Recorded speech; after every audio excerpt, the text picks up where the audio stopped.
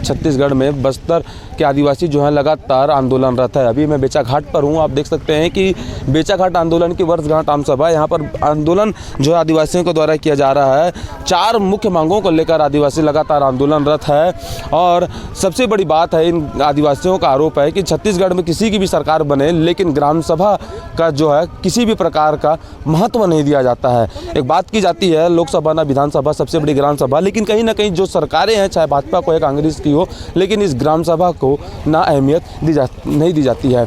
आप देख सकते हैं कि इस पूरे आंदोलन का जो जिम्मा वॉलंटियरों को दिया गया है, डंडे लेकर खड़े हुए हैं। भी आप लोग डंडा लेके क्यों खड़े हैं यहाँ? जो हम लोगों का पहचान है से। अच्छा जी। क्या जिम्मा आप लोग को दिया गया है? जो दिया गया है कि जी आने जाने वालों को देख रेख करने का एक डंडा दिया गया है, पित्ता दिया गया है, वॉलंटियर उनका पहचान है। अच्छा, अंदर बैनर देख रहा था शराब पीकर घुसना निषेध है। जी सर, वो सही है सर। क्या कर रहे हैं उसके लिए? उसके लिए यहाँ घुसने नहीं देंगे, शराब पीकर जो भी आएगा उसको। कोई नहीं आ रहा है सर? जी। अच्छा, तो इस आंदोलन को लेकर कई प्रकार के नियम भी बनाए गए हैं। वाकई में बहुत बेहतर नियम है कि शराब पीकर इस कार्यक्रम में प्रवेश न किया जाए। भैया बताएंगे क्या मांगे थी इन लोगों की? यहाँ पर हमारी जो पिछले 7 दिसंबर 2021 से यहाँ जो आंदोलनरत अभी तक हैं, 1 साल पूर्ण हो गया है, आज उसका वर्षगांठ भी है। तो हमारी इस शुरुआत से यही 4 मुख्य मांगे रही हैं। पहले तो हम ग्राम सभा, शासन यदि अनुसूचित क्षेत्र में किसी भी चीज़ योजना को अमल करना चाहती है, कुछ भी योजना करवाना चाहती है, तो ग्राम सभा की सहमति होना जरूरी है, चाहे वो बीजेपी हो, चाहे कांग्रेस हो, चाहे और कोई भी पार्टी हो। सरकार आप आदिवासियों का हितैषी बोलती है, वो क्या है? ये तो मैं जहाँ तक समझना चाहूँगा तो ये बिल्कुल ही गलत है। शासन आदिवासियों को हितैषी बता रही है, तो बिल्कुल गलत है। कहीं पिछले देखा जाए तो लगभग हमारे बस्तर संभाग के लगभग 11 जगहों पर आंदोलन चलाया जा रहा है आदिवासियों के द्वारा। यदि सरकार इन आदिवासियों पर हम आदिवासियों पर प्रताड़ित नहीं करती तो इतना 11 जगहों पर आंदोलन बैठने की ज़रूरत भी नहीं पड़ती और रोड घाट पर निरंतर उतरने की ज़रूरत भी नहीं पड़ती। बिल्कुल निश्चित तौर पर जिस प्रकार से सरकार जो है आदिवासी हितैषी होने का दावा करती है, लेकिन लगातार आदिवासी जो है अपनी आप को उपेक्षा का शिकार बता रहे हैं और आदिवासियों पर आरोप लगा रहे हैं कि सरकार जो है सिर्फ आदिवासी हितैषी होने का झूठा दावा करती है। बताना चाहूँगा कि इस आंदोलन को हुए लगभग साल भर पूरा हो चुका है और इन आदिवासियों की मांग है कि आदिवासी इलाके में किसी भी प्रकार की कोई काम अगर की जाए तो सबसे पहले ग्राम सभा को महत्व दिया जाए, ग्राम सभा के अनुसार कामों को किया जाए। अब देखने वाली बात ये होगी कि छत्तीसगढ़ में सरकार जो है इन आदिवासियों को कितना महत्व देती है और इनकी मांगों पर कितना अमल करती है। कमल जायसवाल, बेचा घाट से। जिसे आदिवासियों के नाम से जाना जाता है बस्तर, जहाँ पर प्राकृतिक सौंदर्य और तमाम जो जल जंगल ज़मीन है उसके रखवाले इन आदिवासियों को माना जाता है। लेकिन पिछले लगभग साल भर से आदिवासी जो है लगातार आंदोलनरत है। मैं अभी बेचा घाट पर हूँ। यहाँ पर लगभग साल भर पूर्ण हो चुका है बेचा घाट के आंदोलन को। यहाँ पर जो आदिवासी लोग हैं अपनी मांगों को लेकर लगातार आंदोलनरत हैं, चाहे ठंड के समय हो या भीषण बारिश हो या गर्मी का समय, लगातार आदिवासी लोग जो हैं यहाँ पर डटे हुए हैं। हमारे साथ कुछ आदिवासी प्रमुख हैं, उनसे हम जानने का प्रयास करेंगे। आप लोग पिछले साल भर से आंदोलनरत है, क्या मांगे हैं आप लोगों की?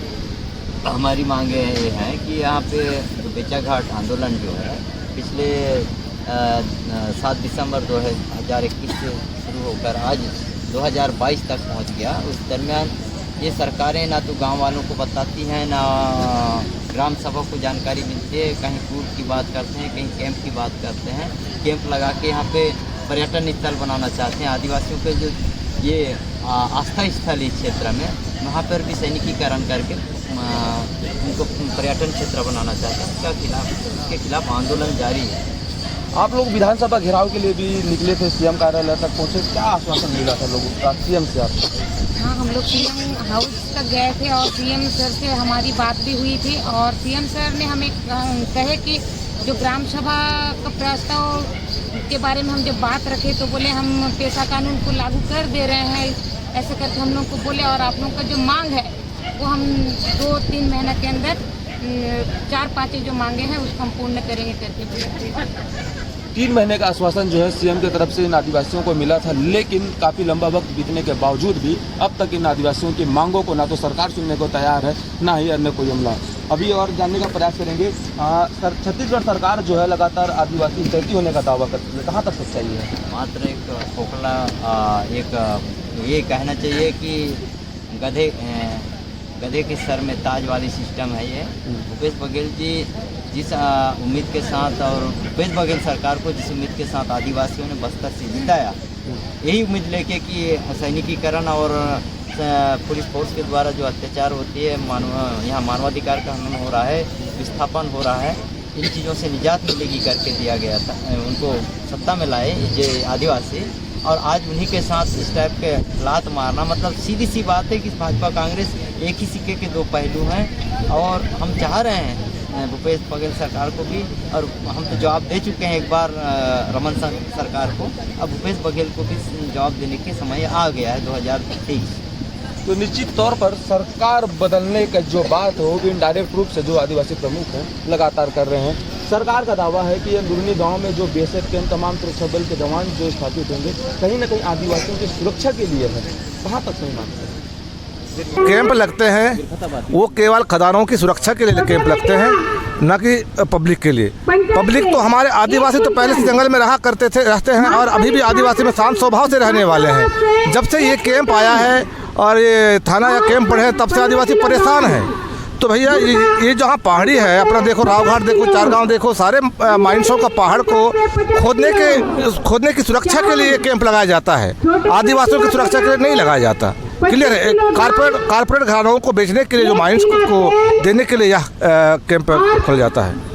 तो निश्चित तौर पर आदिवासियों का कहना है कि जो अंदरूनी गांव में बेसर कैंप की स्थापना की जाती है वो खदानों की सुरक्षा के लिए और जल जंगल जमीन लूटने के लिए जो है सरकार लगा रही है। बहरहाल सुरक्षा बलों का और सरकार का दावा रहा है कि जो कैंप का स्थापना होता है आदिवासियों को सुरक्षा के लिए। आप मेरे पीछे जो पब्लिक देख रहे हैं, हजारों की संख्या में जो पब्लिक यहाँ पर आए हुए हैं, इन पब्लिकों का कहना है कि छत्तीसगढ़ में लगातार जिसकी सरकार बने, चाहे भाजपा की हो चाहे कांग्रेस की हो, लगातार इन आदिवासियों की उपेक्षा होते आई है। लगातार आदिवासी इलाके में जो है शोषण का शिकार होते आए हैं, ऐसा इन आदिवासियों का दावा है। निश्चित तौर पर बताने की कोशिश करूंगा कि आगामी अभी पिछले कुछ दिनों पूर्व जो भानु प्रतापपुर में उपचुनाव हुआ था, इसमें सर्व आदिवासी समाज ने भी अपना कैंडिडेट खड़े किया था। निश्चित तौर पर यह जो है छत्तीसगढ़ सरकार को और भाजपा और कांग्रेस को सोचने वाली बात है कि बस्तर के आदिवासी जो है अब जाग चुके हैं। आगामी 2023 में भी चुनाव होना है। अब देखने वाली बातें होगी कि लगातार भाजपा और कांग्रेस से उपेक्षा का शिकार हुए आदिवासी क्या इस बार भी अपना कैंडिडेट खड़े करते हैं। कमल जायसवाल, पखांजूर।